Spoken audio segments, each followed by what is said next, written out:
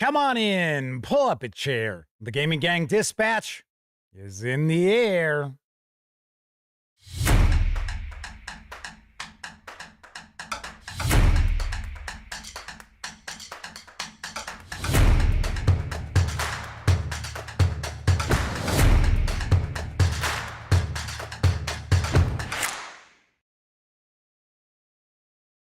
Howdy, gang, and welcome once again to the Duct Tape Studios.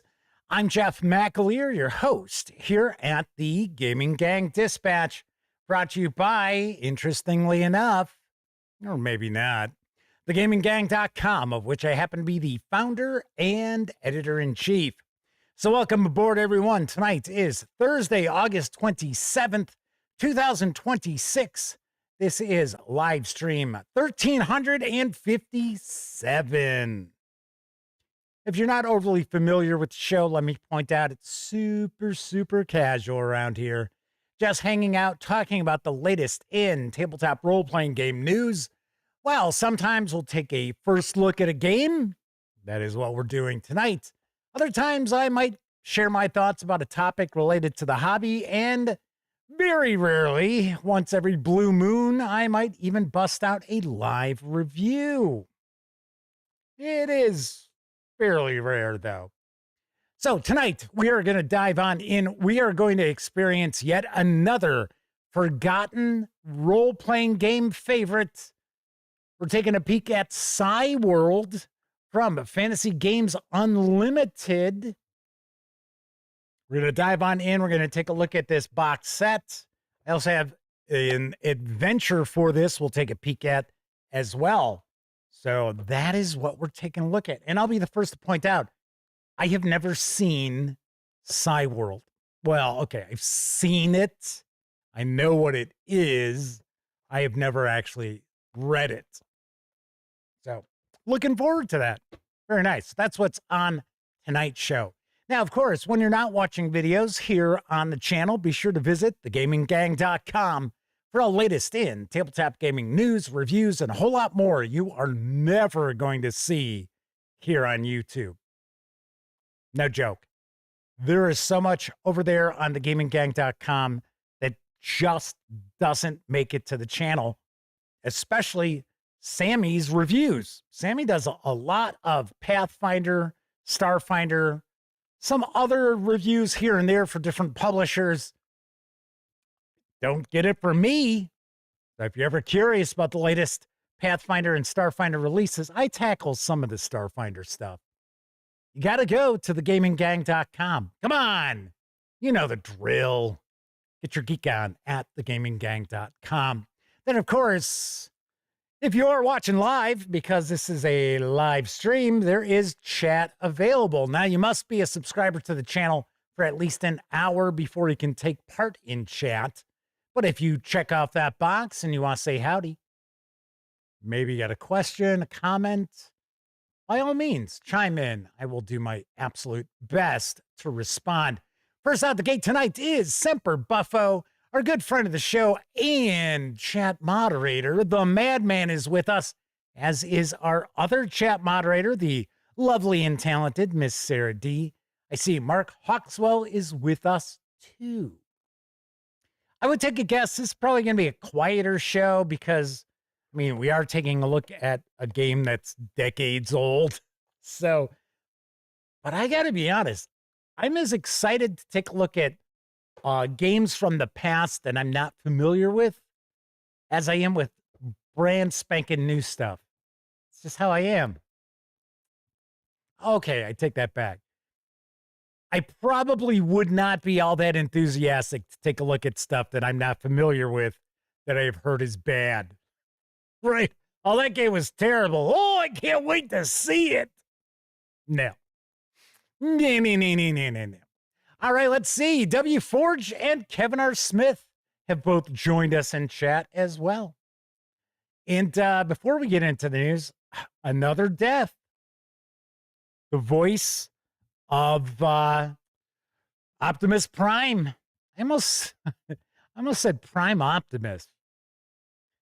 Is no longer with us. It's like, oh, man, every day Every day it's been something. Isn't his name Peter Cullen? I know it's Cullen.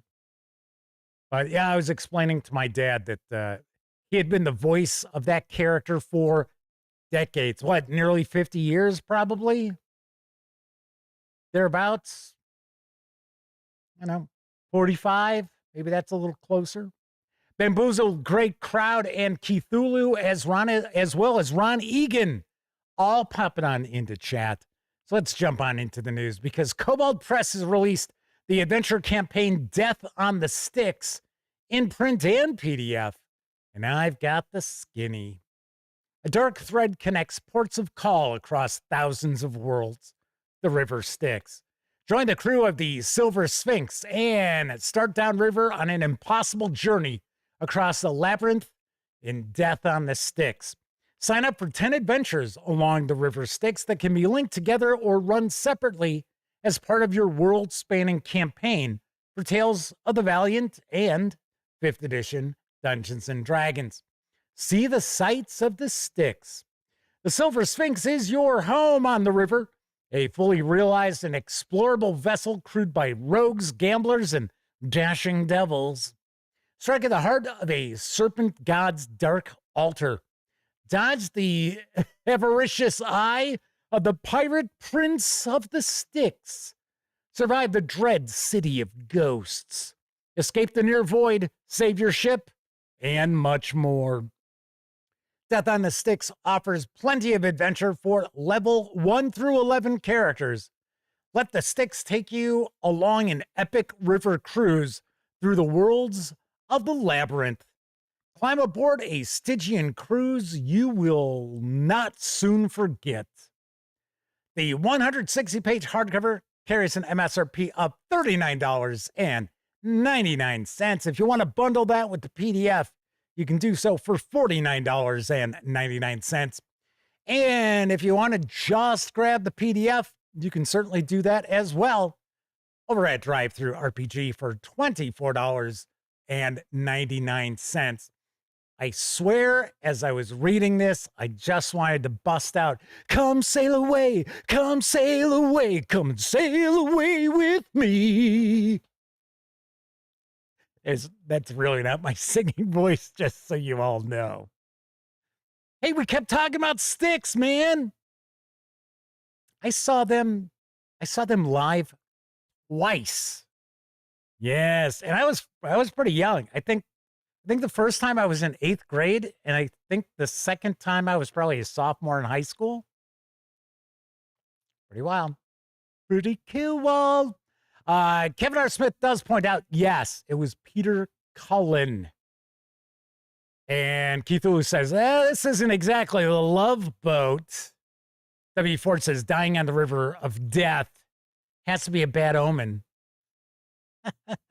Laconic Lane has popped on in, says, they skipped this purchase, but they want to hear some reviews on it. Well, since you mentioned that, my friends over at Kobold Press will be sending this along. In fact, according to one of my connections with Kobold Press, they're going to be sending along a big box of goodies.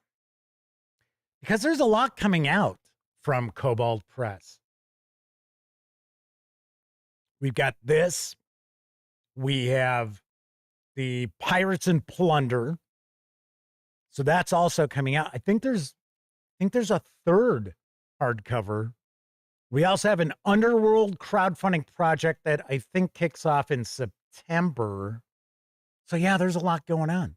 There is a lot going on. We're going to talk a little bit about how this is about the time of year when we have game publishers, not just RPG publishers, start really cranking out the games because they want to make sure that they're in stores for holiday shopping. Anyway, there we go. Night Hunters. Thank you, Laconic Lane. That is the other book that I was thinking of. Anyway, the Madman says, well, that was a hell of a lot better than their singing voice. Their singing voice makes ears bleed. Laconic Lane also wonders if the Styx has good map support from Kobold Press. I wonder. Don't know. Hissio's with us in chat. Good to see you. Let's move on to our next news piece. The latest supplement for Star Trek Adventures 2nd edition has arrived in PDF from Modiphius Entertainment. I've got the lowdown on allies and adversaries. For 60 years, Star Trek has presented hundreds of beings and creatures as friends, foes, or challenges for main and supporting characters. The sheer variety of life forms is an example of infinite diversity in infinite combinations and plays a key role in Star Trek's storytelling themes. This Allies and Adversaries sourcebook enables Star Trek Adventures game masters to learn more about beings present in the Star Trek galaxy and bring them to life in missions and campaigns. Use this supplement to create, modify, and use interesting and cunning allies. Oh, I'm a cunning ally, me lord.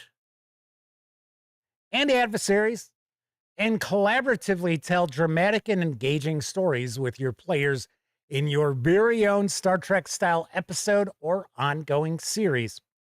This 122-page full-color hardcover Allies and Adversaries sourcebook features guidance on NPCs and their uses, expanding on the content found in the core rulebook, as well as advice on using NPCs as allies, including ideas on balancing conflicts and encounters to give your crew challenging and satisfying experiences. Information on many factions, including the Borg Collective, the Breen, the Cardassian Union, the Dominion, the Gorn Hegemony. What the hell am I? It's hegemony, Jeff. Come on. You know that word. Duh. The Orion Syndicate, the Klingon Empire, the Romulan Star Empire, the Tholians, and much more. Game statistics for dozens of minor, notable, and major NPCs among the various species and factions covered in this sourcebook. You'll find game statistics for a selection of creatures found throughout the Star Trek galaxy, as well as rules and guidance on how to create your own original creatures for use in your missions and campaigns. This 2nd edition supplement is compatible with both 1st edition Star Trek Adventures, as well as the Captain's Log solo role-playing game. Now, the hardcover with PDF is slated to arrive in stores next month. It's going to carry an MSRP of $54. The PDF is available right now. I think it was today that it came out over on DriveThruRPG for $28. And we will be getting a peek at the Star Trek Adventures 2nd edition core rulebook, because we already know that Modiphius Entertainment is sending along that, as well as Fallout Battle for Boston and the Discworld core rulebook. So sweet. Very nice. All right, let's see. 108 Jimbos is with us. Lenny Blade has also popped on in. So welcome to you both. Moving right along, Chaosium Inc. is offering a free Rivers of London case file by way of DriveThruRPG. Here's what I know about Foulness in the Fog. Foulness in the Fog is a standalone scenario for Rivers of London, the role-playing game, based on the novels by Ben Aronovich.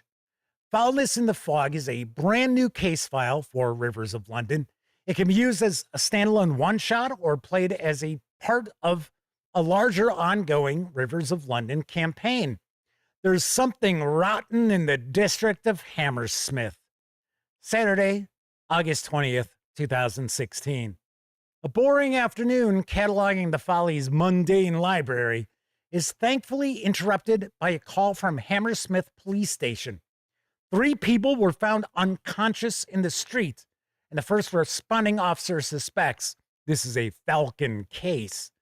Can you figure out what happened to the casualties?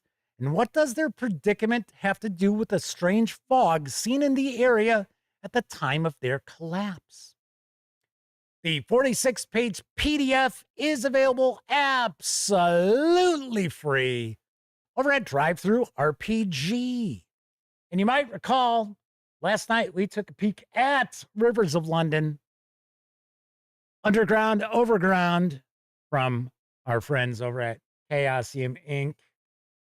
Somebody had commented on last night's video talking about how London's Metropolitan Police have such a terrible reputation that a lot of gamers out there don't want to play Rivers of London because they're the Follies association with the Met.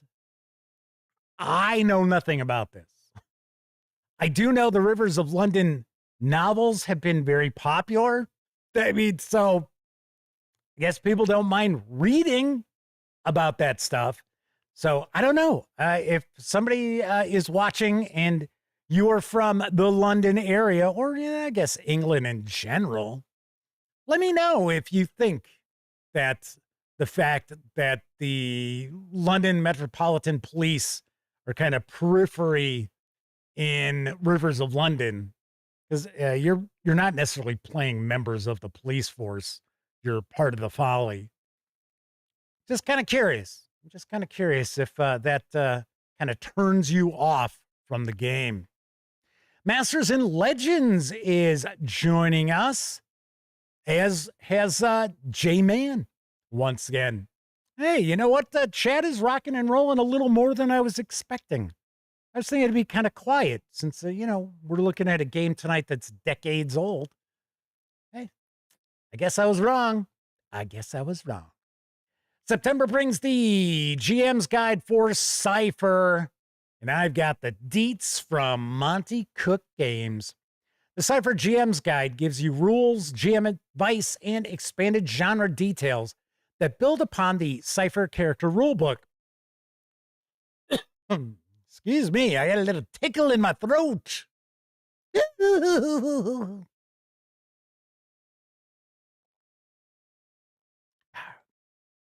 That's better. Me. Inside the book, you'll find advice for running Cypher, using GM intrusions, awarding XP, creating new abilities, designing encounters, making success and failure interesting, and more. Plus, an additional chapter, The Art of Game Mastering, on being the best GM you can be no matter the system. 6 comprehensive chapters detailing running key genres include fantasy, science fiction, and superhero, just like we saw in the character rulebook, as well as add-ons to genres such as horror and there's magic. Histio says everybody's here for the commercial break. Yeah, thanks a lot, Histio. Chat moderators, keep an eye on Histio here. One step out of line and boom, gone! You'll also find dozens of creature and NPC listings from the Dionychus dinosaur, I'm sure I mispronounced that, to living statues, to shadow elves, killer clowns, omnipredators, and dragons. The list goes on. Plus, everything you need to create your own awful and amazing encounters. There's weird, wonderful, and wild artifacts broken into handy genre-based lists. Find a detailed listing on bottomless bags inside the list of new dungeon fantasy artifacts, or carbonizers inside space opera artifacts. Score the hardcover for $49.99. It is landing in stores next month. If you want to bundle the physical book with the PDF, you can do that for $55.59 over at MonteCookGames.com. We should see the PDF pop on DriveThruRPG about the same date this hits stores, and it will be priced at $18.99. Keith's mentioned, sound like a game where the investigators butt heads with the police, a la Kolchak the Night Stalker. Not really. They work in conjunction with the police. In fact, the police hand over the various different cases that have supernatural aspects to them over to the Folly. Off the top of my head, I forget the official name for the department, but it's Hush Hush. So there you go. We got the GM guide coming on next month. I'm going to hope that we get a chance to take a peek at this. Now, of course, I did review the character rule book, which I thought was really well done. I liked it quite a lot. Then again, I like Cypher. I also like the fact that they've kind of cleaned up the concept of what a cipher is and how to utilize ciphers, because I think previously people were a little bit confused. Also got to say, I think for the most part, once players understand the key concepts to cipher, it's pretty easy for them to play. I mean, there isn't a whole lot involved. Whatever little bits of math are actually on the game master's side. But the players are the ones who roll the dice, so the GM doesn't have to worry about that either. So when things turn to shit, then you can say, well, you're the one rolling the dice, not me. I don't know what to tell you guys. Laconic Lane says, I'm the draw. Well, thank you. I would hope that there are at least a few people out there who watch because I host the show. Then again, maybe not. I mean, I'm sure there's some people out there like, I don't know. It passes the time. I have nothing to do at 7 o'clock Central, Tuesdays through Thursdays. I guess I'll listen to this idiot.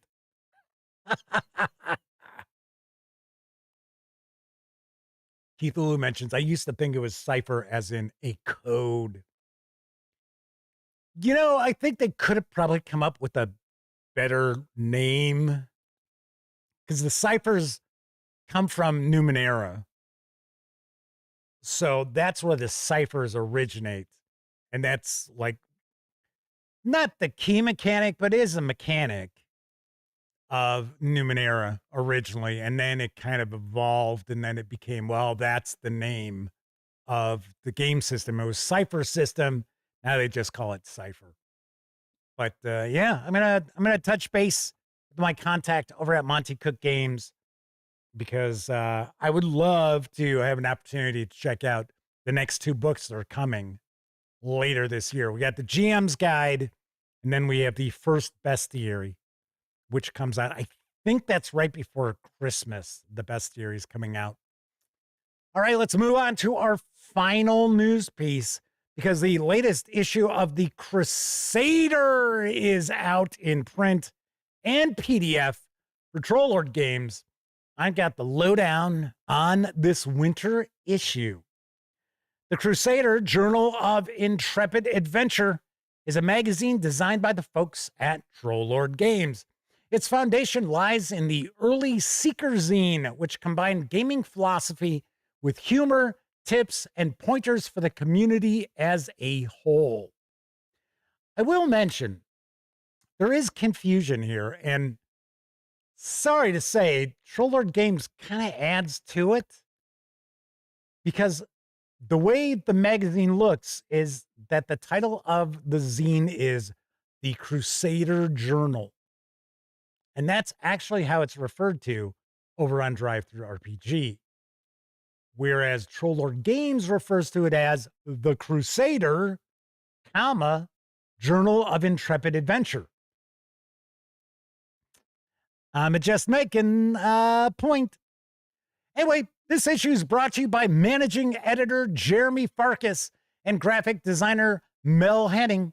Within, you'll find a myriad of seasonal delights to amaze and inspire you this holiday season. So what's inside? There's Tally of I almost said Friends. It's Tally of Fiends, a madcap adventure mashup of Rankin Bass specials and Blade Runner of all things by Stephen Chenault, because who else would be demented enough to do that? I don't know. There's a few people, I think. Although Stephen's pretty wacky cat in a good way. Holiday demons plucked from the Icelandic tradition are included, brought to you by Jason Vey. You'll find a thoughtful article on the use of weather in games and how to get the most mileage out of snow and ice by Jack T. Crawford. New spells and rules for playing kobolds as player characters in Castles and Crusades and similar systems, as well as ready-made adventure hooks of a seasonal bent by Grace Karras. Is that Grace's last name? I didn't know that.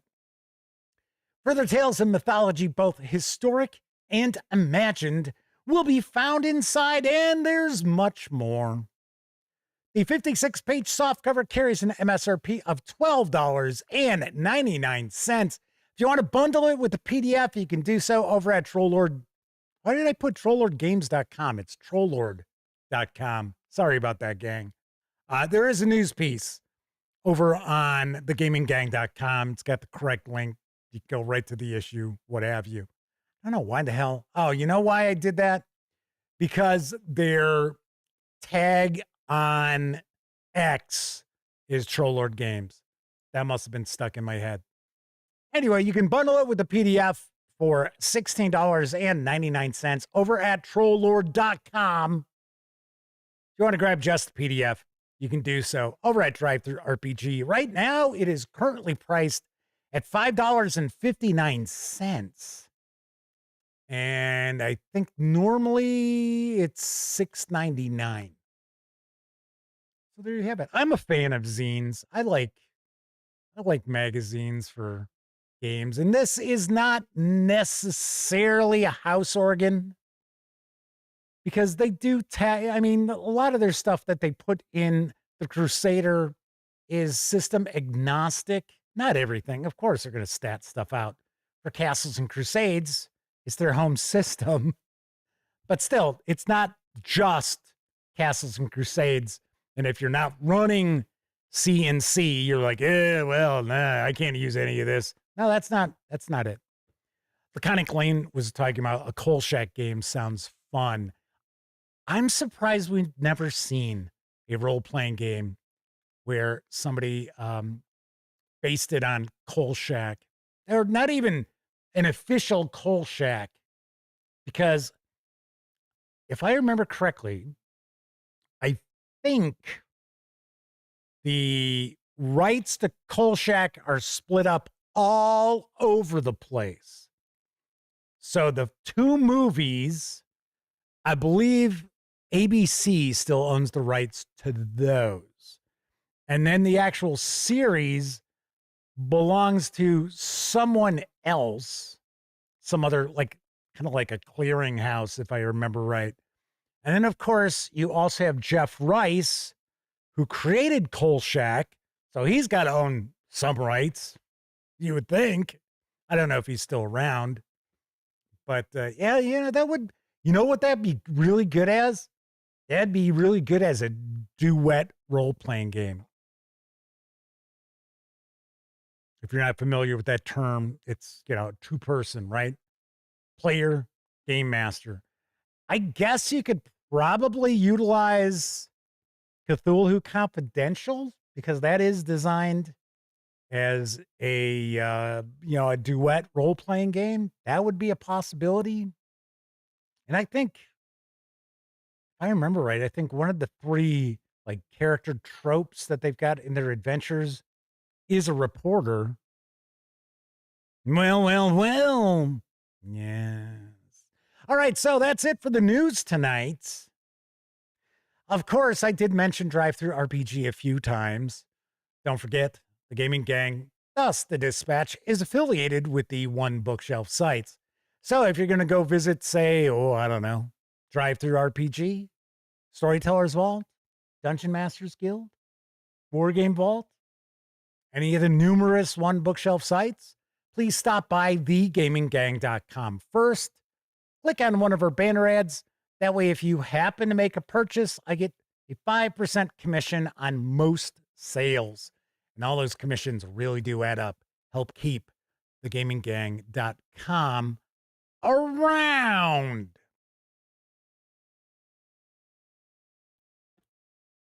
Of course, if you enjoy the Gaming Gang, if you happen to like the outlet, feel that we're a valuable resource, hell, if you just like what we do, got a couple of other ways that you can help support the outlet. First, by making a one-time donation by way of PayPal. Hell, you can buy me a 2-liter bottle of soda.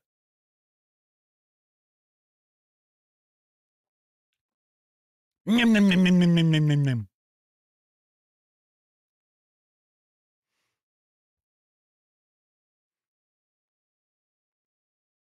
Drinking something a little bit different tonight. Drinking like a diet Dr. Pepper. Yeah, it's all right. And of course, you can also become a monthly member of our Patreon. You'll find all the information down in the show notes. Now, that's where it says read more. You click on that, and it's like, oh, whole thing opens up with links telling you where you can pick up some of the stuff we talk about. Yeah. Most people probably have no clue that it's there. But that's where you'll find all of that stuff. You're also going to find an invite link to our Discord server. It's absolutely free to sign up. So be sure to hang with the gang over on Discord. And of course, on all the live streams, I like to give a shout out to our Patreon members. So tip of the cap goes to Ben Oltwaite, Kuval, Kevin R. Smith, Talzak, Peaceful Porcupine, William King, Tabletop Scholar, Sean O'Donnell, Herman Lutman, Gustavo Cavalho, Kevin King, GameCat, RPG Munch, newcomer Ron Egan, Tier 2 DM, Faradrift, Pete Stracklich, Dan Webb, Tessie Trekkie, Agile Monk, The Madman, and Flint Fireforge. Thank you very, very kindly. All right, so J-Man says, yep, gumshoe-based would work well, I would think. I mean, that's what Cthulhu Confidential is built on. We do have the new Trail of Cthulhu 2nd edition supposedly going to hit in PDF by the end of the year. It's what Ken Haidt was telling us at Gen Con. If you saw the interview I did with Ken, I think they're figuring that the physical editions of Trail of Cthulhu 2E aren't going to arrive until early next year. They're going to miss out. Going to miss on Halloween, holiday buying, all those goodies. Old Man Milo and Wallona's Cave are with us tonight. Welcome. Welcome, welcome. So, I am going to have another trivia question tonight. And I am going to be giving away 2 copies of Psi World in PDF. One to a viewer watching live, and we're going to carry over the other to someone who doesn't win tonight. And of course, everybody who watches on Memorex. I should also mention that Ron Egan has provided a really nice prize. I'm not going to reveal what it is yet. I'm going to wait till next week, probably Tuesday, because I want to come up with a contest that's a little flashier than I usually do, because it's, like I said, it's a very, very generous gift. So stay tuned for that as well. Probably going to make it a little not tougher to win, but maybe make people, I hate to say like jump through hoops, because that's like, what a pain in the ass. I don't want to do things that are a pain in the ass, but I would like to see a little effort. But not for this. This one's going to be fairly easy. So anyway, we'll get to that in just a moment. But as we were talking about the news, I had mentioned how this is the time of year that we're going to see a lot of game companies just, I don't want to say flooding the market with releases, but they tend to have a good, healthy percentage of their games come out between now and November 1st. And the reason behind that is, obviously enough, holiday buying, holiday gift giving. So I do my best to try to get as much news out during the next few months. This is a yearly thing. So I can help companies out, because there are companies out there, if they don't do well for the holiday season, it's a tight squeeze. And that's why you'll see if a company has delays from their printer and the release bleeds out into the following year, it's like, oh shit. So what I recommend, if you are someone who tends to purchase a good number of games, always always save some of your scratch, some of your bam bumming around money. Wonder if anybody catches that reference. We'll see. Anyway, I always recommend hold on to a little bit of it because you will see a lot of cool stuff come out in September, October, and November. Because if it's not already on the boats by I think it's October 1st. If it's not on the slow boat from China by October 1st, you're not going to get it in stores. As a publisher, as a game company, you're not going to get it in stores by Christmas. Just isn't going to happen because you've got the whole process through customs, warehousing, all that kind of stuff. Hissio says they're already building their holiday list. Nice. Very nice. I don't do a buying guide. I don't do like a holiday buying guide because I don't want to only focus on certain things. It's one thing that I share news pieces. It's normally news pieces are things that it's publishers that I work with. It's publishers that I respect. It's things that catch my eye and I find interesting. It's not just, oh, I have an obligation. I have to share this. I never feel obligated to do anything.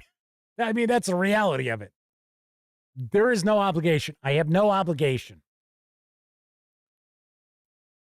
Some people may not like hearing me say that, but it's the truth. I really don't. I march to my own drummer, and that's how it works. Anywho, but I don't do a buying guide because to me, it's like, okay, so I am putting my thumb on the scale. It's as if, because a lot of times people look at buying guides like, oh, this is a best of. And it's not. It's usually most websites and stuff like that, when they share a holiday buying guide, it's just the stuff that companies have sent for them to include in the buying guide. But most people don't realize that. They think, oh, well, they're giving a thumbs up to this, which I'm not. And I don't want it to look like, oh, well, if I didn't include XYZ release from ABC company, well, then that means, well, I guess that's not very good. So that's really why I don't do the buying guides. Because for one, I share enough news as is.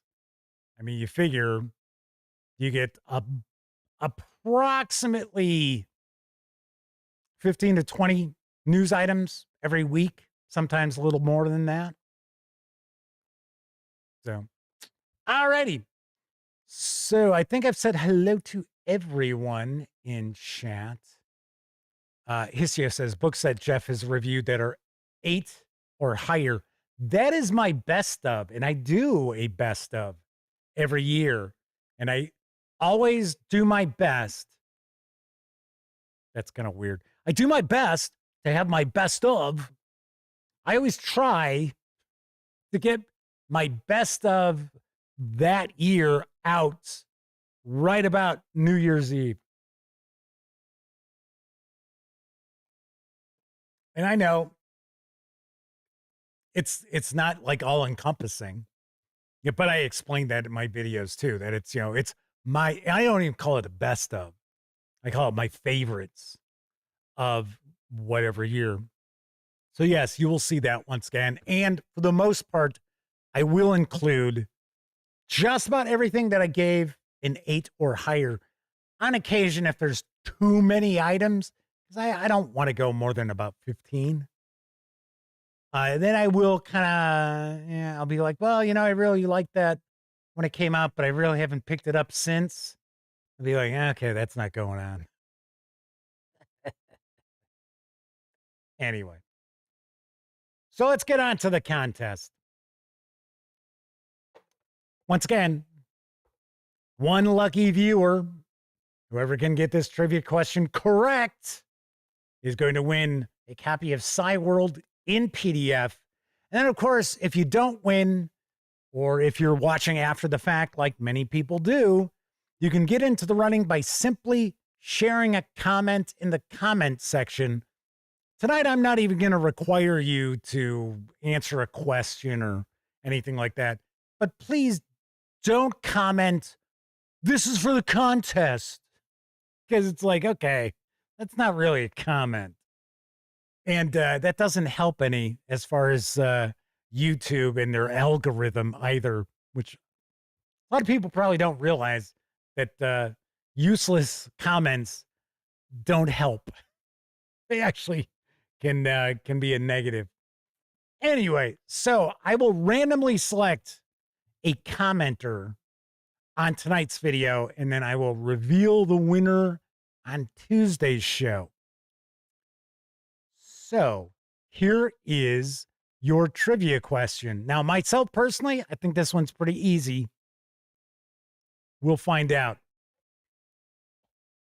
So Bill Willingham does a good amount of artwork for Psi World. He also did artwork for Dungeons & Dragons. He did some art for some other game publishers out there as well in the past.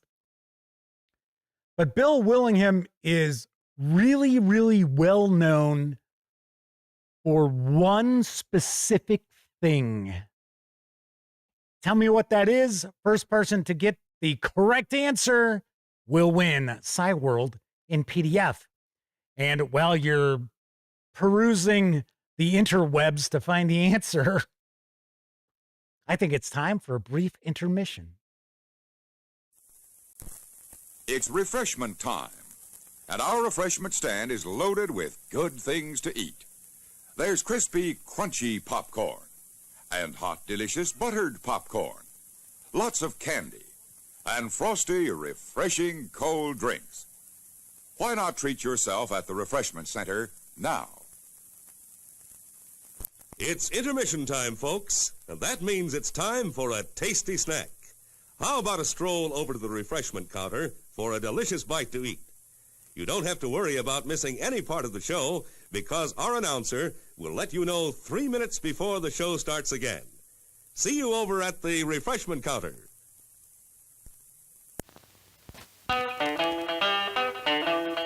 It's intermission time. Time to pause and refresh at the snack bar. During this short break, you can treat your taste to good food and sparkling cold beverages, including delicious Coca-Cola. If you're hot dog hungry, we have them. Sizzling, juicy hot dogs served in warm, oven-fresh buns, plus a complete menu of all your favorites.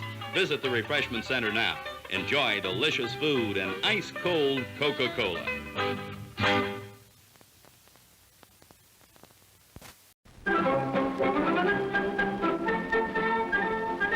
Long ago in colonial Virginia, a tempting new recipe was created.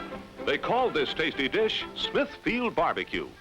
And today, that famous James River Smithfield Barbecue is still being prepared right there in Smithfield, Virginia, lovingly simmered in old-fashioned open kettles. The fame of James River brand Smithfield Barbecue has spread over the entire world, so that today, happy folks in every land are enjoying that old Virginia dish, rich in tender meat, tangy with barbecue sauce. Getting hungry? Well, we wouldn't just tell you about Smithfield Barbecue. Step up and enjoy one at our refreshment stand right now. When you bite into that luscious, lip-smacking Smithfield Barbecue sandwich, you'll find out for yourself why James River brand Smithfield Barbecue is a favorite everywhere.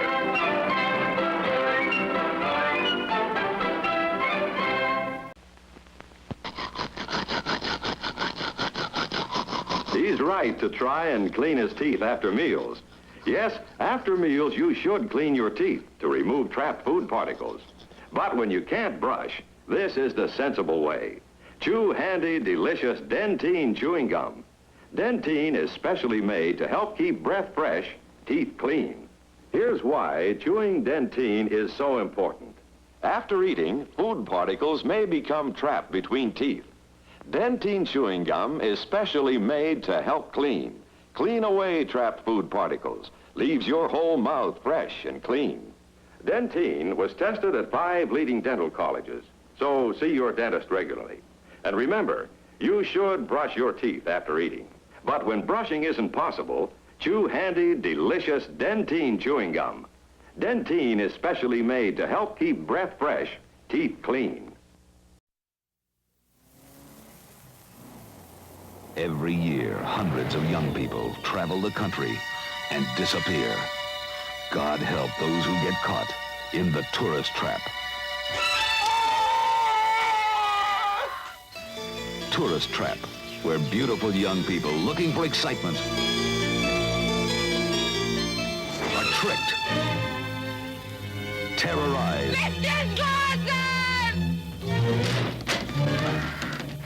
trapped.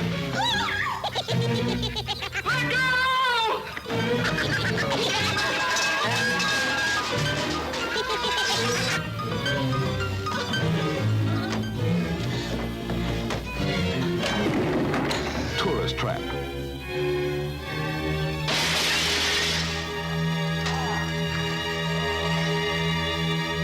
Shock you can see.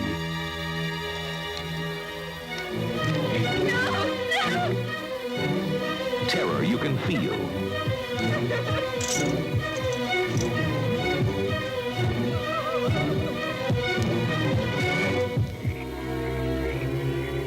Heart-stopping suspense that makes this the nightmare that never ends.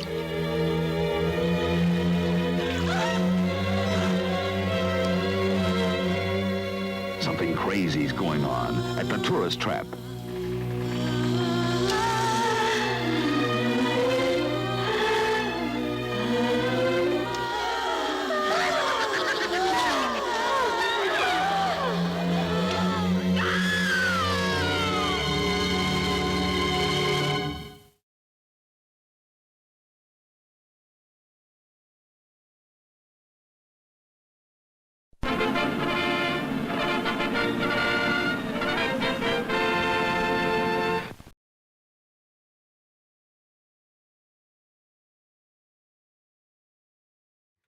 Tourist trap.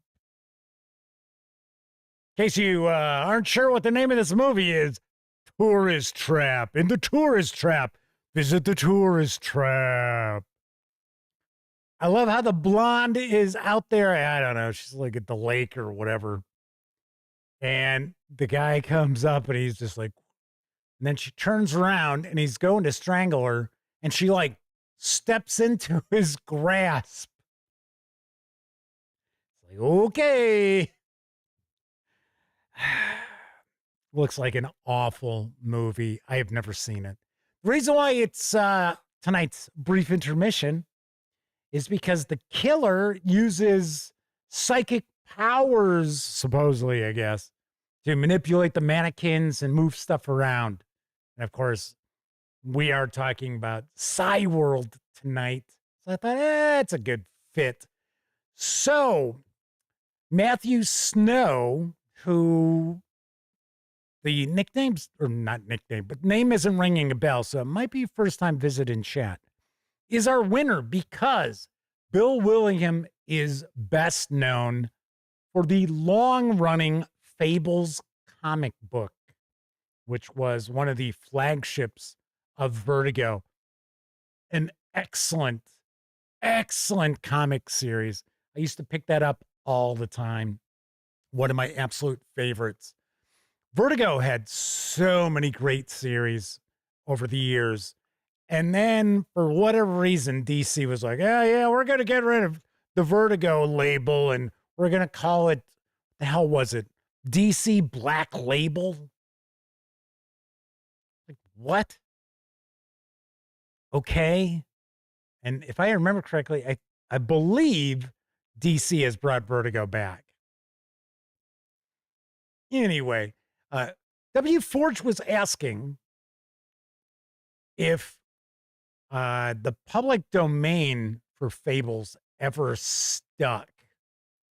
And Kevin R. Smith says they're understanding the things that Bill Willingham still held the rights to were so few that his declaration was meaningless.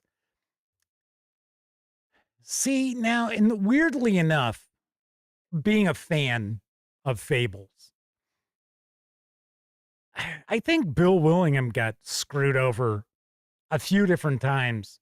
One was when he pitched Fables to ABC and they weren't interested. And then, was it 2 years later, they come out with Once Upon a Time? Not a show I watched. My nephew watched that. Was a big fan of it. I don't know. Yeah, it was on for a while. Guess people liked it. So myself personally, I would think because just about every one of the characters, there are some that are not, public domain. But so many of the characters were public domain from mythology and legend and fairy tales and things like that, that regardless of what Bill Willingham did with those characters, I think it's still looked upon as being, well, it's still public domain. Myself personally, I think the storylines he came up with and the really great stuff he did, I would think he would have rights to it, but I don't know. I do not know. 108 Jimbos says no scanners. Okay, so scanners was my first option. But in the trailer, you may not remember this, but in the trailer, the guy's head explodes. And I mean, it is the scene that is in the film where the guy's head explodes. And I'm like, well, I think that's going to be trouble. So, yeah, I mean, I try not to, that's why I only drop an F-bomb here and there, for one, to make sure that people realize, okay, this isn't a show for little kids. This is not made for children.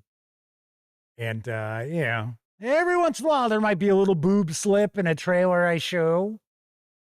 Little bit of violence, but that is like, wow, blam. So no. Nope. And I got to be honest, I wouldn't be shocked if I had tried to use that, if I would have gotten flagged just for copyright too. Because it seems like one of those movies where that would happen. Kevin R. Smith says, it's kind of like how Wizards of the Coast doesn't own drow or dark elves, but they own their specific lore about them. Peter is with us as well. So welcome aboard. So tonight, we're going to take a first look at a forgotten RPG favorite. That's right. We're going to dive on in, take a look at the box set for Psi World from Fantasy Games Unlimited. This box set is available from FGU. It is available for $12. If you want to score the PDF, which good old was Matthew Snow, right? Yes, which Matthew Snow just won a copy of. And to receive that copy, he has to send an email to Jeff McAleer at thegaminggang.com from your Gmail account that's associated with your YouTube account. It's very important you do that. Reason why is because that way I know it's really you and it's not just somebody else saying, oh yeah, hey, I'm the winner. Hey, I'm the winner. Give me the PDF. Anyway, shoot me an email. I will get you a link so you can score your winnings. And then once again, of course, if you did not win tonight, you want to get into the running to win the other copy I'm giving away, or if you're watching this after the fact on Memorex, simply leave a comment in the comment section. Be a subscriber to the channel. Hopefully, you give a thumbs up to the video, and then I will randomly select one of those folks and announce the winner on Tuesday. Anyway, the PDF for Psi World is available over at DriveThruRPG for $7.84. We're also going to be looking at the adventure Underground Railroad, which is available in print for $6 or in PDF for $4.48. Having said all that, let's swing on over to the other camera because here I've got Psi World. Bum, bum, bam. With the Bill Willingham and I think it's Mark Wagner artwork on the cover. I'm going to get the shrink wrap off of this. So the fine folks over at Fantasy Games Unlimited were kind enough to send me this review copy. Do want to mention, don't forget, neither I nor anyone else here at the Gaming Gang ever accepts any other sort of compensation for us to share first looks or reviews of games. It's very important you know that. And if anything were different, I would tell you. We're also not going to look at each and every page of, I think it's 2 booklets that are inside here. But I do want to give you a good feel for what you'll find inside this box. Plus, I'm curious mechanically how Psi World works. And then there's probably an adventure in here. So just warning you, could be some spoilers. Of course, this has been around for decades. That's kind of like me saying, well, I don't want to tell you how Titanic ends. Laconic Lane says Swamp Thing is one of their favorite Vertigo comics. As far as Vertigo went, I would get Hellblazer and let's see, Sandman, Why the Last Man, Deus Ex Machina, and Fables. So every month, those were my Vertigo purchases. All right, so let's take a peek at the back here. Scraps of paper danced loose spirals in the gutter, highlighted by the weak glow of a street lamp. The rumble of distant traffic and the low grumble of the sleeping city came to Red Larson as he stopped before a vacant storefront. Breathing softly, he reached out with his mind. I know he's here. I felt him earlier, he thought as he searched for the object of his mission. A new recruit, an untrained mind of above-average power. On the edge of his scan, a slight touch. As he began to focus, a sudden terrifying noise, the sound of footsteps on pavement, someone moving about who didn't register on his scan. Silently fading into the shadows of some steps, Red quickly set his mind shield. As the steps approached, he hugged a cool, damp stone. 2 figures stopped in the light of the street lamp. Red fingered the pocket of his brown suit. As he adjusted a set of dials, both men exchanged comments and stared off down an ill-lit side street. Damn, cursed Red, as he loped across the street. The hunt is on. So begins a scenario of Psi World. And that's going to tell us what's in this box. There's some more Bill Willingham artwork. So let's see what we've got. Hey, we got some dice. Oh my gosh. Look at these 20-sided dice.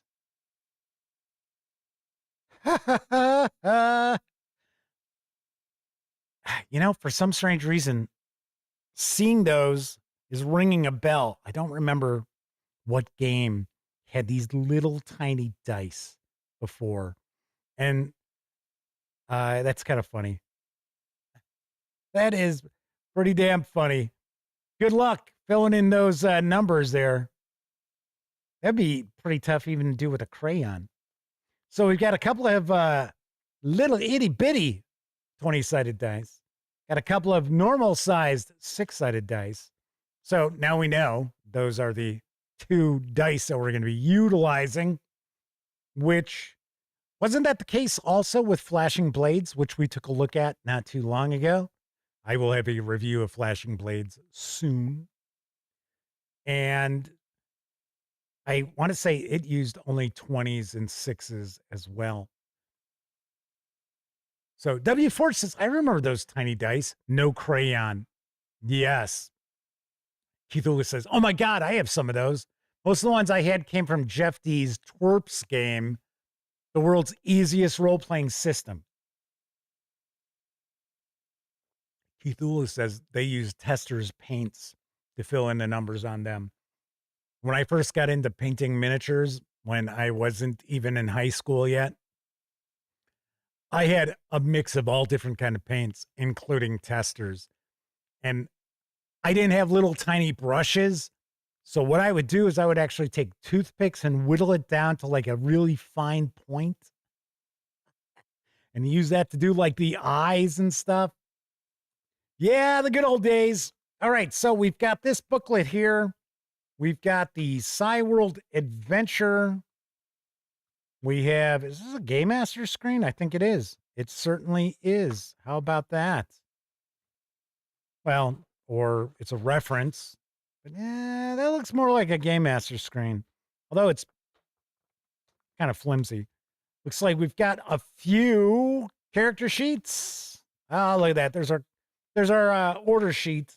We've talked about that before. I always get a kick out of when I see this stuff. Because it's like, oh my gosh. The price of these. But you know, funny enough, I kind of get the feeling that this might be the modern prices right now. Yep, because there you go. Psi World's $12. Underground Railroad is $6. Unless that's what this always was. That'd be pretty wild. That would be very, very wacky. All right. So good old Bushido, good old Aftermath, Chivalry and Sorcery. Yes, we were talking about that last night. Somebody had asked, wasn't it FGU that published the first edition of Chivalry and Sorcery? And yes, it was. And it turned out it was a box set, I think somebody had mentioned. Because I wasn't sure if it was a book or if it was in a box. And they said it was a box set. I want to say, I think they said it was a 2-inch box, like 2 inches deep. All right. So I got to be honest. Some of these materials I think are relatively old. Because look at this character sheet. Now, I don't know if you're picking this up real well on camera. You should be able to. But there's a yellowing all along this side here. And the paper itself is fairly yellowed. See? There's yellowing along this side here, down here. I mean, I'm fine with that. I mean, it doesn't bother me. I just think it's wild that this might be something that's from like the mid 1980s. This came out. Hisio says, I don't think FGU changed their prices for decades. Makes you think they're sitting on old stock. Yeah, that's what I'm saying. Kind of think this might be the case. Which, like I said, it's all right. It doesn't bother me. Like I said earlier, if you tuned in a little bit late, I'm just as excited to look at the role-playing games from decades ago, which I am not overly familiar with, as I am with the newest, hottest games that are coming out. Yeah, I just kind of goofy like that, I guess. All right, so here is the core book. Now, what I had heard about Psi World, and you know, funny enough, if Agile Monk was with us in chat, he's sort of our FGU expert. I don't think Kevin R. Smith has played a lot of FGU stuff, but Agile Monk tends to be kind of our expert on FGU. So I wonder if this is correct, what I've heard. I heard the psionic powers are cool. I also heard that the character advancement rules are either a mess or practically non-existent. Don't know. We're going to find out. All right. So let's see. Here's our credit page. So this is Del Carr and Sharon are the designers. And I'm looking. Oh, so, okay. So this is from 1984. And the artwork is Bill Cucinata. Cucinata? I don't, taking a guess. Rich Rankin, Matt Wagner, Bill Willingham. All right. Very, very nice. Very, very nice. All right. So it says Psi World employs a variety of types of dice. These are all contained within the common 6-sided and 20-sided dice. So we get a D10, 2D10, D6, D100, D3, D2, which, yes, you can get all of these from those 2 dice. Can't get over a ding. I have like mini misfits from Fanroll that are like this size. Pretty wild. All right, so we've got our attributes. So we got strength, agility, dexterity, endurance, intelligence, and will. I believe those are the same attributes we had in Flashing Blades. So let's see. So we've got saving throws, which are your, essentially it looks like they're tests against your attributes. So with Flashing Blades, with I think most of the FGU role-playing games, because a lot of them kind of shared very similar mechanics, at least at their core. So like the action resolution would be you rolling equal to or under your attribute. So you can generate these by rolling 2 10-sided dice. 2 methods are recommended, the random method and the design method. So each attribute, you just roll 2 10-sided dice. And for each attribute in order. And then design method, you would do, 6 rolls. Or 7, because I guess there's psionics. And then you put the numbers where you want. So I guess it means that you could have an attribute of 20. Come on, there's got to be a limit somewhere. It's got to be like 18. Maybe not. So we do have modifiers.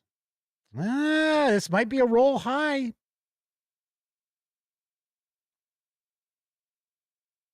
For each attribute except psionics, an attribute saving throw will be generated. This is done by multiplying the stat in question by 4. Okay, so yeah, this is not what I was used to. Under no circumstances should an AST, that's the attribute saving throw, replace a skill. Example, a character may not request an AST in order to pick a lock when he doesn't have locksmith skills.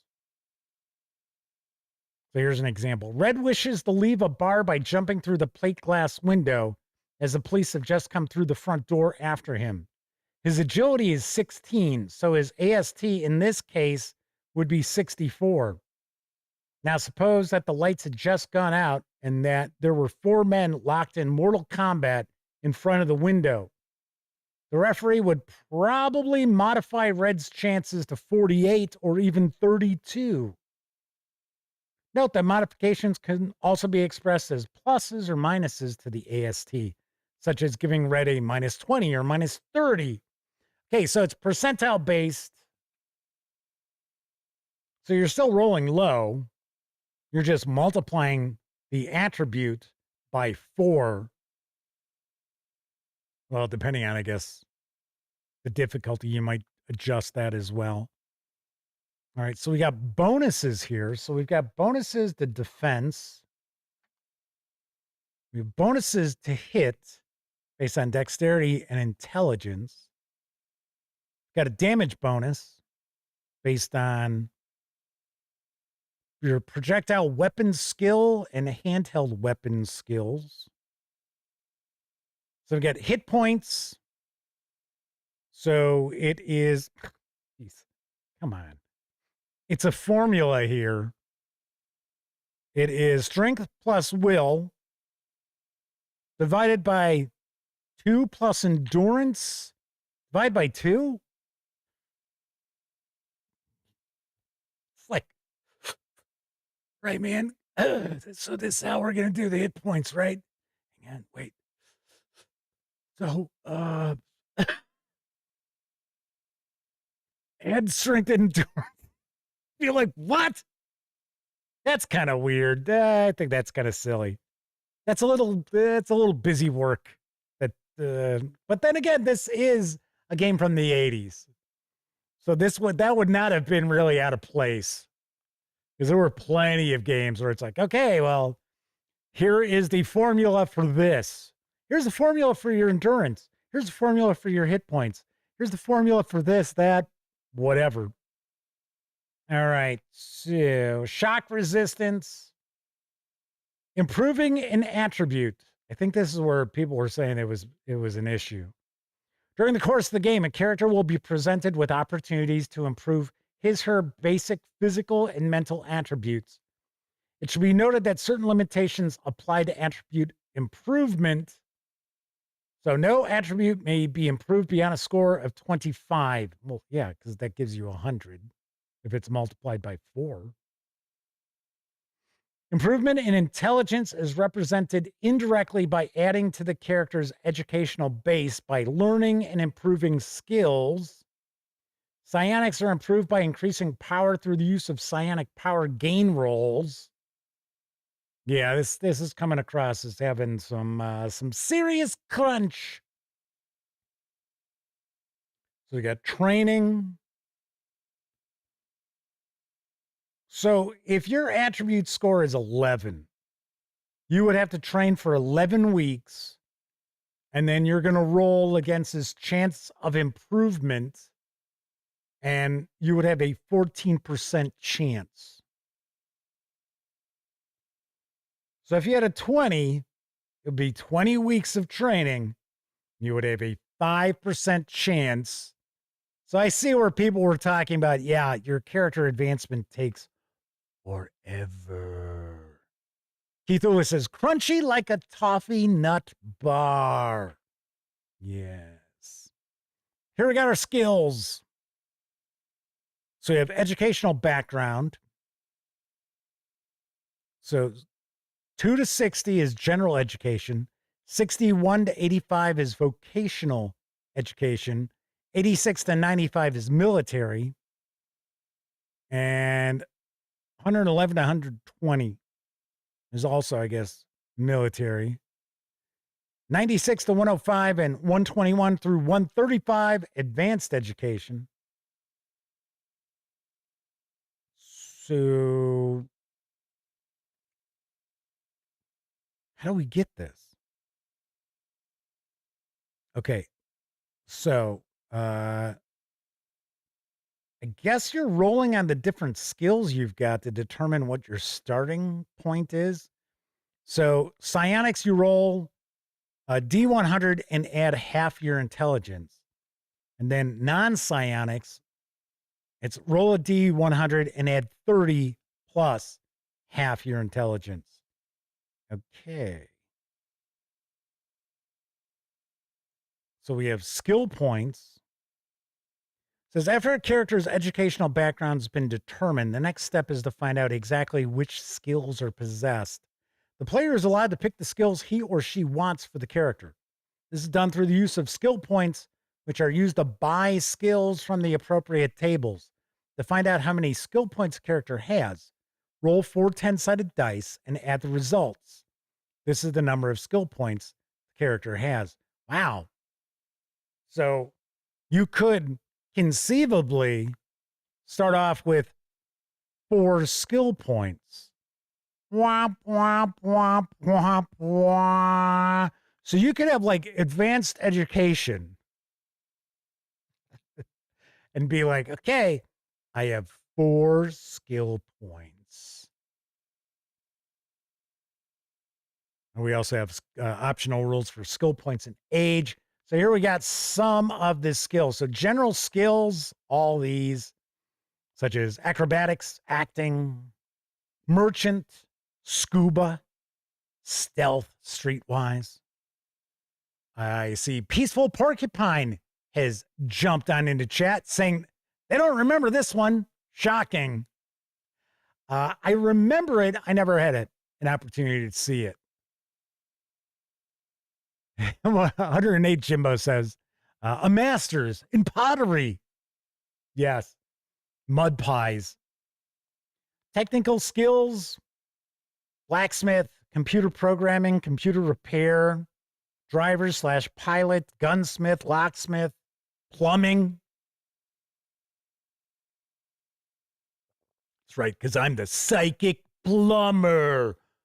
Ooh, I'll clear those pipes for you. Ooh. Military skills, spacer skills.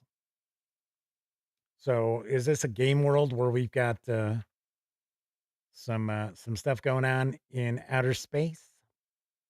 Then we get a breakdown of our skills.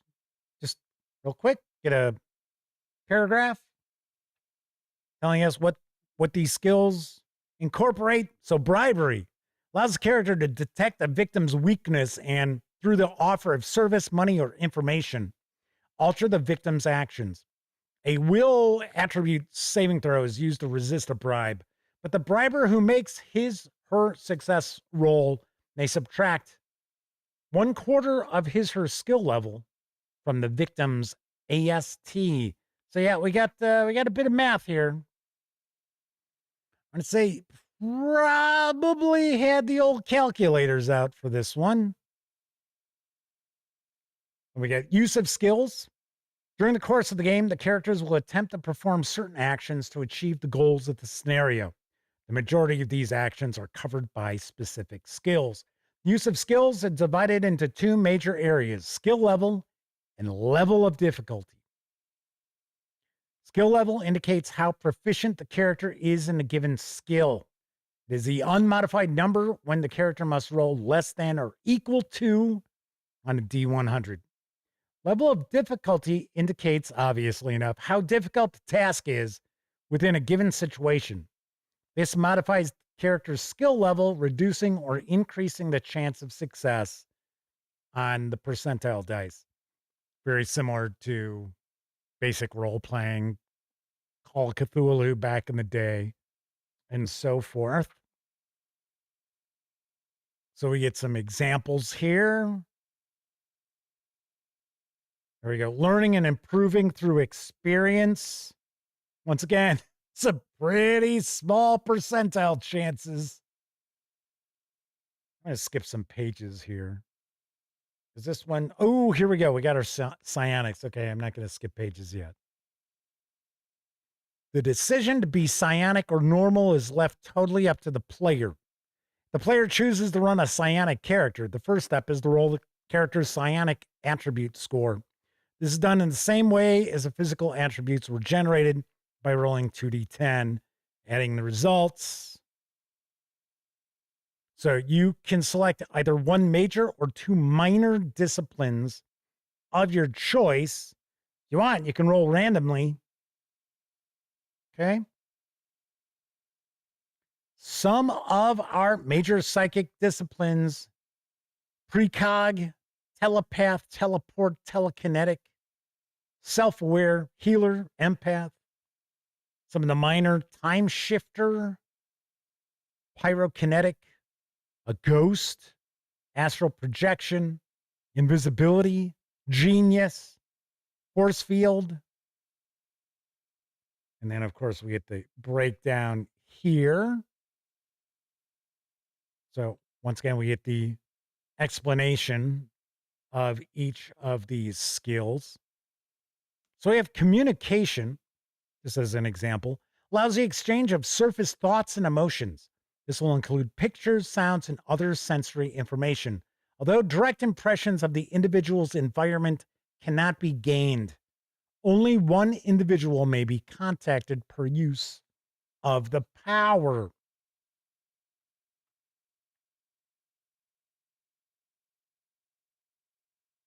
Looks like we've got different types too. So we've got self-awareness, healer, empathy. These are the minors. That's what it is. All right, here we got combat. Combat's divided into rounds of 10 seconds each. 6 rounds equal 1 turn. 60 turns equal 1 strategic unit. 1 hour. So we've got initiative. Each player and NPC rolls a d6 that's added to the character's base initiative factor. It must be something that we figured out early on. Keithu asks, in a game called Psi World, why would anyone want to play a character without psionic ability? I thought the same exact thing. I thought the exact same thing. I'm like, well, why would you just be like, nah, I'll play. I'm just going to be normal. In fact, give me those 4 skill points and I'm going to go to town. So, combat resolution. Got unarmed attacks, throws and pins, throws, chokes, strikes, hand-to-hand with weapons. Actually, looks like we got quite a bit going on here. At least in hand-to-hand combat or melee. So, as an example, strikes. The second major unarmed attack style is strikes. When a character decides to use this option, the following sequence of events is initiated. Determine the attacker's chance to hit. Add the attacker's skill level to any appropriate attribute modifiers. Subtract from this the target's personal defense, half of any armor bonus, and one of the following. If it's an untrained target, their agility score. If they are a trained target, it's half of their unarmed combat score.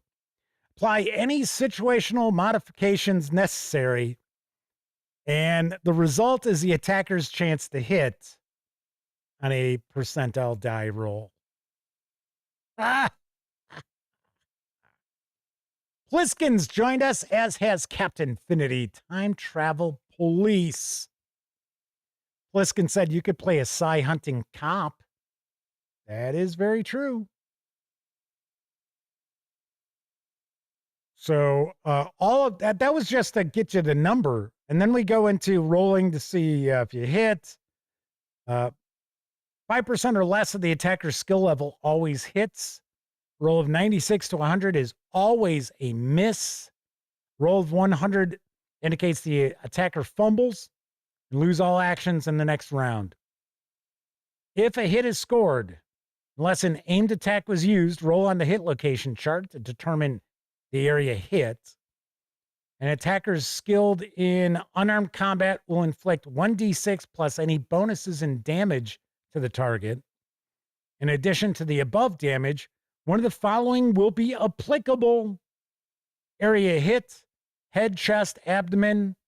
They're going to have to roll an endurance attribute saving throw, or they're stunned for 1d3 rounds. Arm, leg, same kind of saving throw, and that limb is disabled for 1d3 rounds. Half damage from armor protection applies only to direct damage, not to stunning damage. Man, that damage was stunning! Beautiful, even.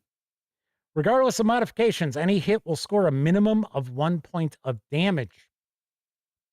And we got hand-to-hand with a weapon, projectile, weapons, untrained attacks.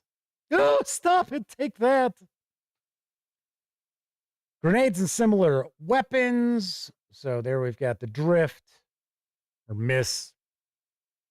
So which direction it goes off in. Wounds and hit points. Got different shotguns, different rifles, pistols. So we're getting into like the nitty gritty on this as far as our like projectile weapons here. Our firearms.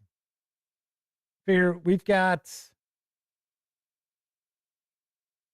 8 different shotguns. It's like, all right. Kevin R. Smith says the difference between stunning damage and fabulous damage is subtle but important. Pliskin says they played Psi World a bit. Really good art. Today they would play Black Rainbow Society. That I am not familiar with. Savage Splendor is also popped on in and joined us. Welcome back. So then we got the world, and this gets 2.5 pages. Because I think it's supposed to be like Earth. Yeah, it's supposed to be 1985 or so. And I think everything is just regular, except that some people have these psionic powers. So I would take a guess that this game probably has a good amount of an espionage vibe to it, would be what I would think. Here's our adventure. That is Matt Wagner's art on the cover.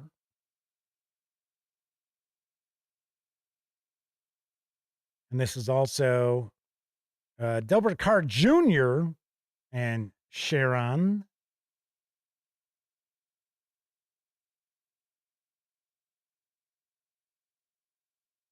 Thought maybe there was an introduction. So with our background, as stated in the opening section of this game, background Chrome has been kept to a minimum in the rules section to allow the game master the most design freedom possible. In this chapter, we'll present the Chrome separately from the rules so the GM may select or reject ideas without altering the basic rules. So you get general background notes on the author's playtest world, basic geographic area in which to set scenarios, detailed descriptions of specific scenario areas, and 2 beginning scenarios. We're getting some maps here. So scenario 1, see, this just goes to show how old this game is, because I can't think of a single role-playing game these days that would refer to an adventure as scenarios. Although I still use that term. Usually scenarios reserved for like war games. You might see, you know, a war game rule book where it's like, oh, it's got 10 different scenarios. All right, so our first, is this taking place Salt Lake City? It says the Little Salt Lake. The scenario is designed for 3 to 6 beginning players. These characters should be either psionic or strongly in favor of the psionic position. The party should include at least 1 telepath, precog, or empath. No other special abilities or equipment are necessary, but characters should have access to normally available supplies. As this is a thinking scenario, a heavily armed party is not needed. So they are in some enclave at the foot of some mountains in the southwestern Bishop County, New Orleans. Okay. It's trying to see what the hell's going on here.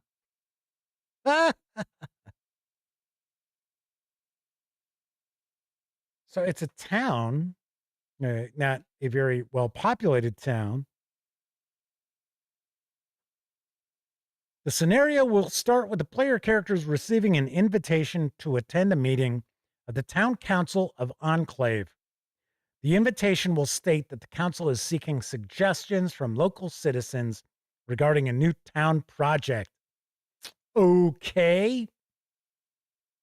Captain Infinity Time Travel Police says they stopped calling them scenarios.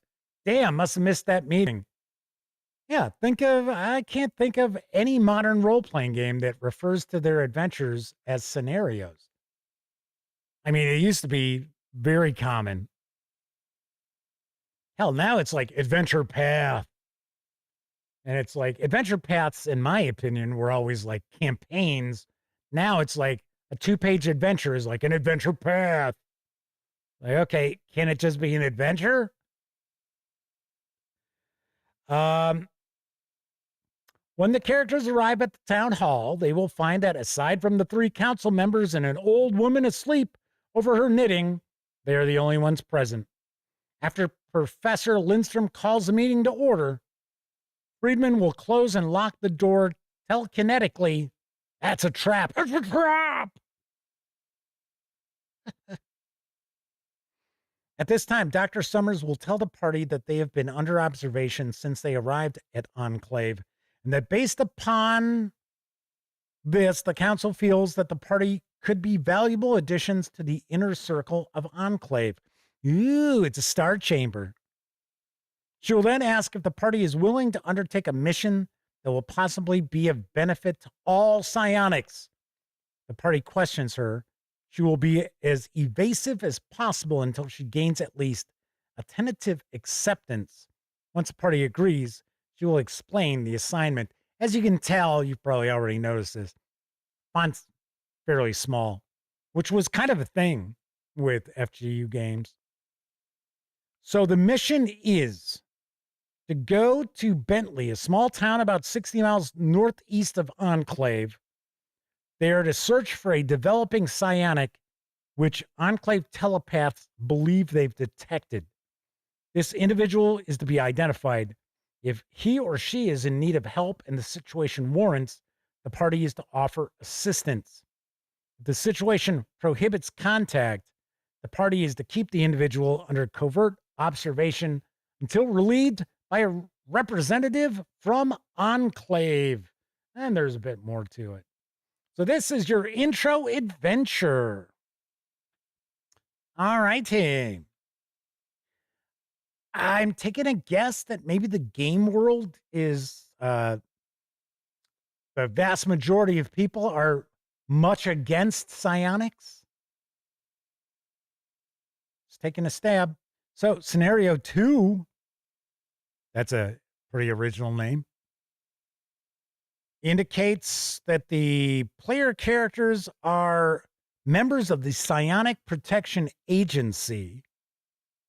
Well, right there. So I guess psionics are being discriminated against or worse.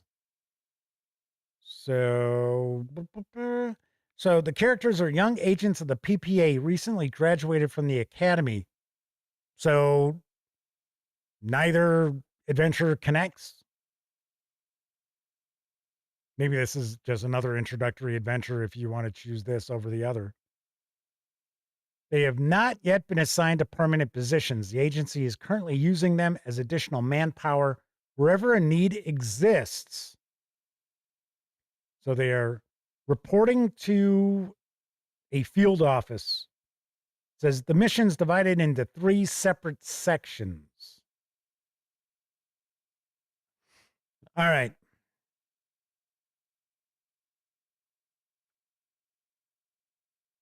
So there's a warehouse. There's an apartment. Forget. It's like, I guess it's actually this continued. Okay. All right. Kevin R. Smith says, small print is a fixture of 80s game layout because they were trying to cram as much info into as few pages as possible. Yes. All right. Let's take a look at Underground Railroad.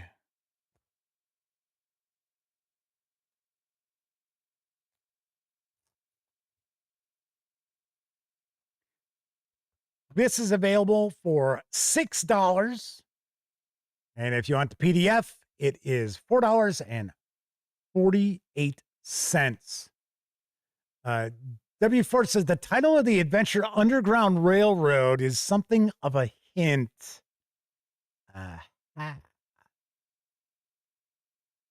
Tessie Trekkie says, so we're the psychic SS hunting other scions? No, I think you're trying to protect the other scions. Let's see what this says on the back. 3 complete adventures. Don't they mean scenarios? For use with Psi World. All our, oh my gosh, look at I think that's water damage of some sort. That's kind of wild. I'm telling you, I wouldn't be shocked if this is the first print run from the 80s, sitting right here. 3 complete adventures for use with Psi World. All are set in the same locale with the same background to form an interconnected campaign. The background setting can be the basis to an ongoing campaign well beyond the 3 adventures contained in this book. So we've got the Igerson Factor, Underground Railroad, and They Strike at Dawn. Okay. Oh, well, here's the symbol of that PPA. Wasn't it Scion's Protection Agency? And we have got the Igerson Factor and Underground Railroad, written by J. Andrew Keith. They Strike at Dawn is written by William H. Keith Jr., who is also the illustrator of all 3 adventures. So, the Igerson Factor is an adventure for Psi World revolving around attempts by a band of psionic outlaws to thwart an effective government program against their kind. This adventure uses the basic rules from Psi World. It presents, however, an alternate background setting, which offers game masters and players new avenues of play. The game master is responsible for choosing backgrounds in which Psi World adventures are to be set, and for any conversions necessary for shifting an adventure out of one background area into another. So there's some sort of great plague, and this takes place in the future, at least at that point in time. W. Fort says those were GDW guys.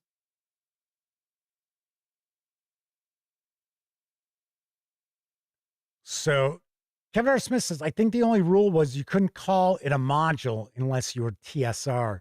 I was going to say, I don't recall any company outside of TSR referring to stuff as modules.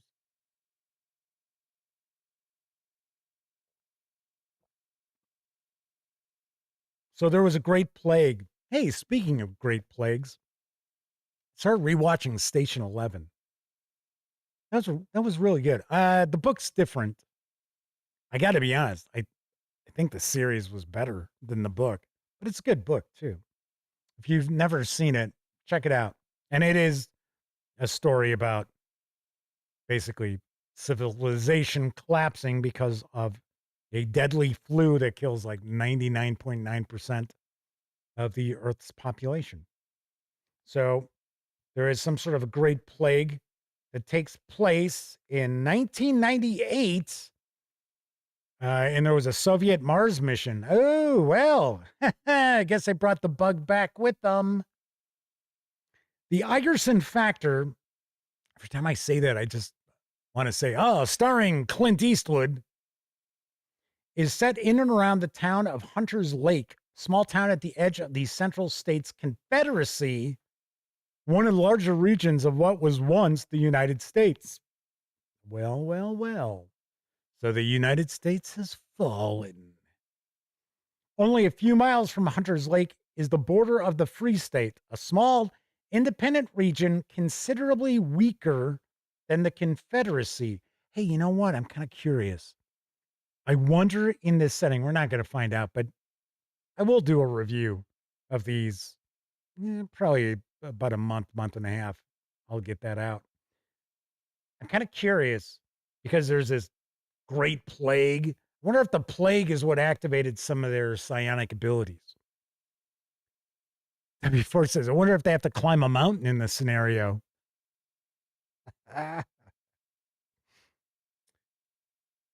And Old Man Milo says, looks like a word perfect font. So we've got the Confederacy, the Free States, Confederacy Society. So it says maximum emphasis is placed on the good of the state. Kind of getting a little bit of the Postman vibes. There's no organized psionic group within the Confederacy, thanks to 3 generations of persecution and attack. All right, so I will say the what was it? The Union? That's what you would think, right? Confederacy, Union, the Free State, that was it. So the Free State must be our place, our home.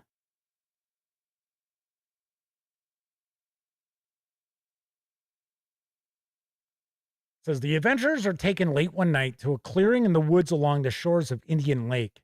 After about an hour, a large speedboat is beached nearby. A shielded lantern blinks 3 times, a rendezvous signal. The adventurers who have been properly briefed for the meeting return the countersign and go down to the boat. I will point out, I have noticed some typos throughout these. Nothing terrible, but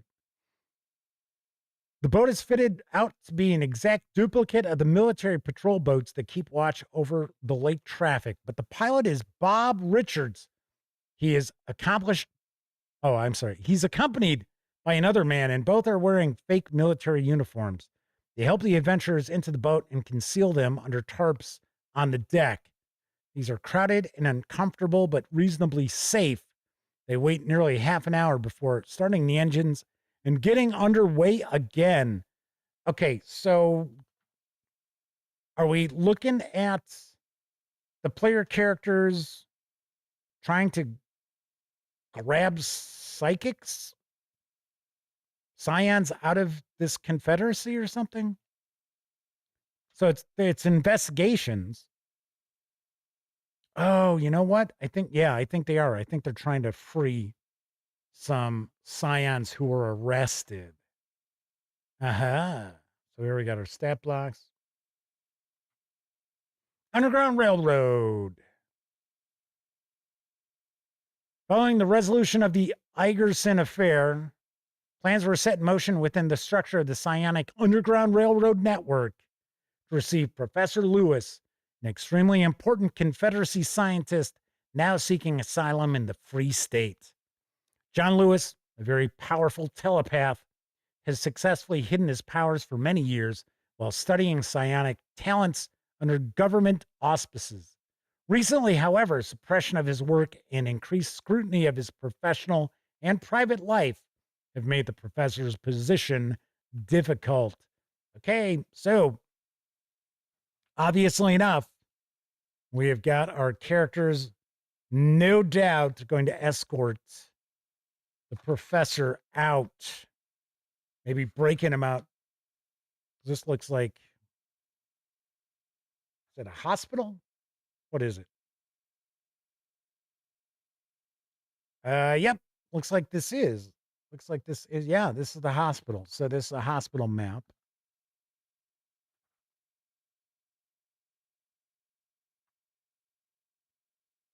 So you're trying to get the professor out of the hospital, but getting him out doesn't end the adventure. It's still necessary to smuggle him over the border. Must be done in the face of extremely tight security measures enacted as soon as the professor turns up missing. Checkpoint strengths are doubled everywhere, and patrols are sent out to search all along the border and in every likely hiding place. See, we got a little rust from our staples. That's from that water damage on the back. Kevin R. Smith's pointing out Underground Railroad? Confederacy? They really wanted to make sure you understood the metaphor. Yeah, I think so. So, in response to the climbing the mountain in the first scenario, old man Milo says, I don't think they were sanctioned to. All right, then our last adventure, they strike at dawn. It's a mission by a psionic underground to learn of an invasion of a free country by a ruthless dictatorship. Okay, isn't this the setting we're already in? It may be played as a follow-up to the 2 previous Psi World adventures, the Igerson Factor and the Underground Railroad. It's part of a continuing campaign. So it looks like this is a spy mission to learn about this possible invasion. Yep, looks like you're trying to gain some intelligence here.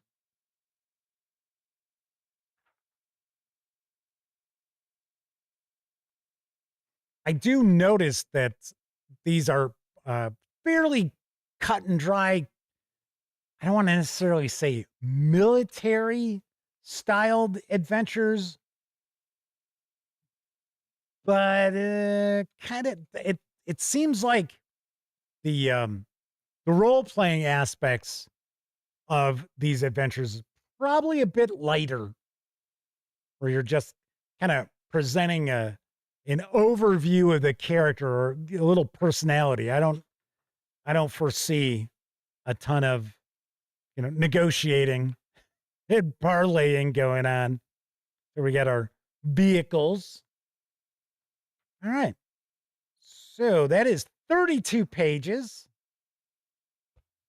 Once again, if you want to get the physical soft cover, it is $6.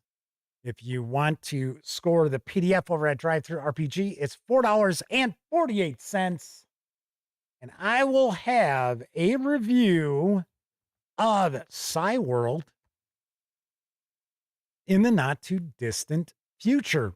Cool. I had fun looking through that. I'm sure I'll have a good time reading through it as well.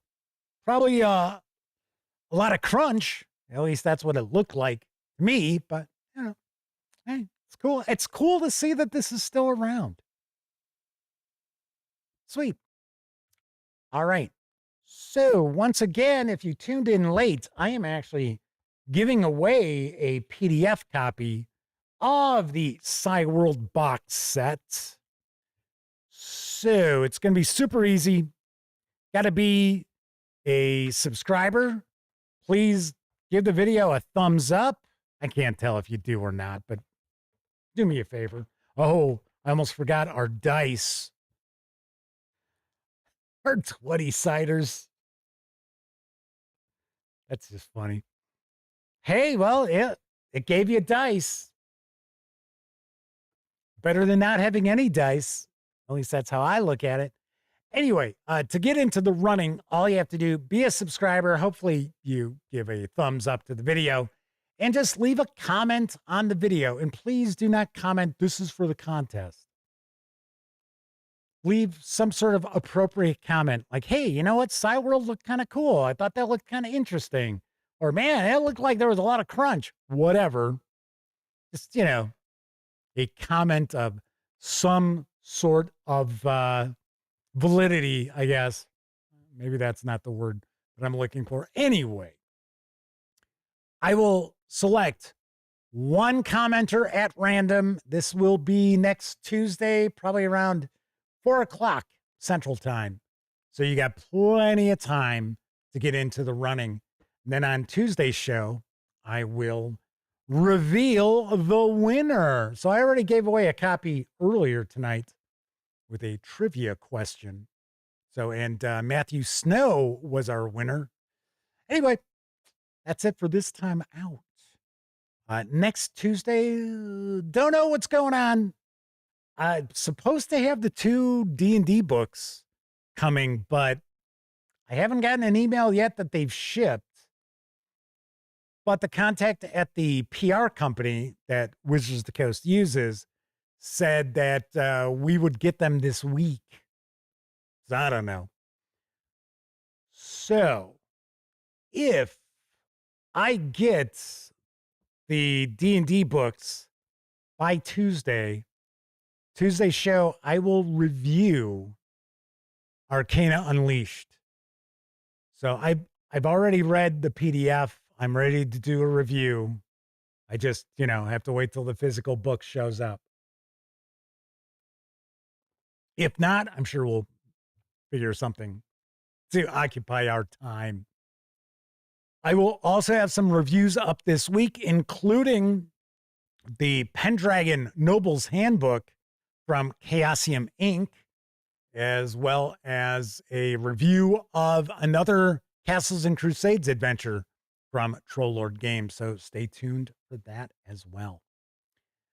All right. If you were watching live, thank you very much. If you watched live and took part in chat, you get a tip of the cap, because not only were you keeping me company, you're also keeping each other company as I'm sharing the news or flipping on through role-playing game releases, what have you. But of course, I know a lot of folks out there, you don't have an opportunity to watch live. Doesn't matter if you're watching live or on Memorex.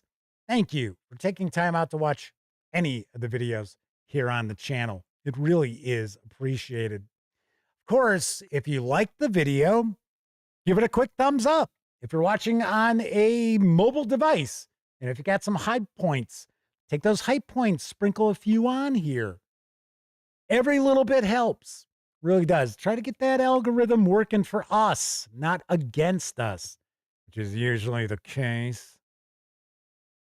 Of course, subscribe to the channel if you haven't already. If you do subscribe, don't forget, ring that bell, because it'll not only let you know when I stream the Dispatch Tuesday, Wednesday, and Thursday evenings at 7 p.m. Central right here on YouTube.